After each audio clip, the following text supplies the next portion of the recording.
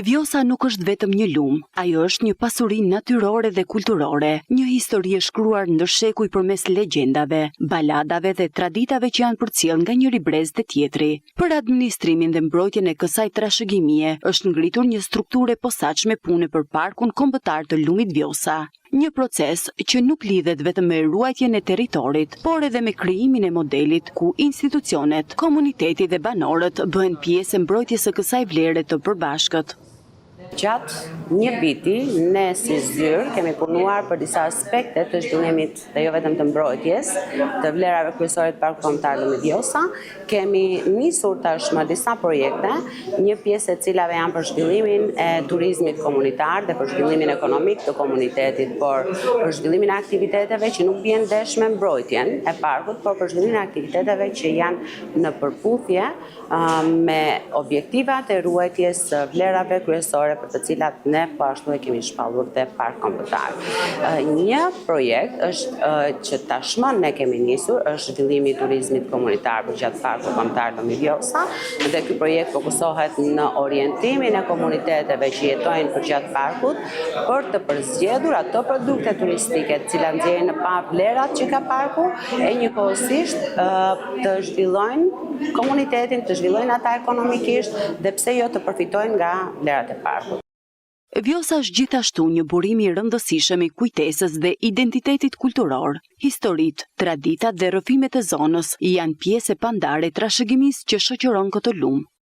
Pas shpalljes së Vjosës Park Kombëtar, ka lindur nevoja që krahas vëmendjes për të ruajtur natyrën e këtij parku, lind nevoja për të ruajtur edhe të gjitha legjendat, këngët, baladat, historitë, sepse Vjosa nuk rrjedh vetëm nëpërmjet shtratit të saj dhe luginës, por në këtë rrjedh hyjnë edhe ana shpirtërore, këngët, legjendat, baladat, të cilat fatkeqësisht duke mos u evidentuar, ato kanë ngelur në harres.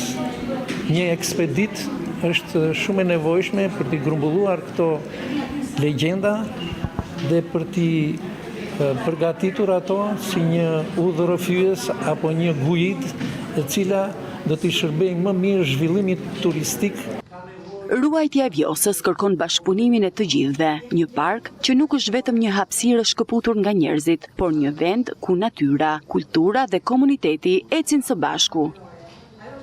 Ka një postulat shumë të rëndësishëm në histori, një vërtet shkencore që asnjë prej studiuesve nuk e ka hedhur poshtë, e cila është jeta, fillesat e saj, jeta njerëzore, i kap buzë lumeve.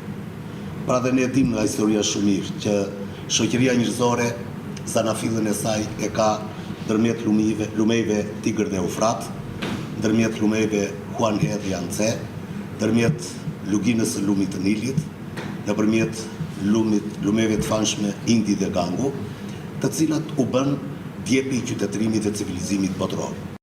Për komunitetin lokal, Parku Kombëtar i Vjosës është një mundësi për zhvillim të qëndrueshëm dhe për promovimin e vlerave të zonës. Për ne Vjosa nuk është thjesht një lumë, është pjesë e historisë sonë, e identitetit tonë, e kujtesës sonë kolektive. Në brigjet e saj janë rritur breza të tërë, janë krijuar këngë, rrëfenja, legjenda, zakone që vazhdojnë të jetojnë dhe sot. Shpallja e Vjosës si park kombëtar është një moment shumë i rëndësishëm jo vetëm për Shqipërinë, por për komunitetet që jetojnë përgjatë saj. Ajo i dha një vlerësim të merituar një pasurie natyrore unike dhe njëkohësisht krijoi mundësi të reja për zhvillim të qëndrueshëm, për turizëm cilësor dhe për forcimin e identitetit kulturor të rajonit. Megjithatë, mbrojtja e një lumi nuk kufizohet vetëm te ruajtja e biodiversitetit. Bashkë me natyrën, duhet të mbrojmë dhe trashëgiminë shpirtërore, kulturore që është krijuar përgjatë Vjosës. Në përfundim të takimit, u hodh një hap i rëndësishëm për forcimin e bashkëpunimit institucional, zyra e administrimit të Parkut Kombëtar Vjosa dhe Qendra Kulturore Mediatike Antigone nënshkruan një marrëveshje bashkëpunimi me qëllim promovimin dhe mbrojtjen e vlerave natyrore, kulturore dhe historike të zonës.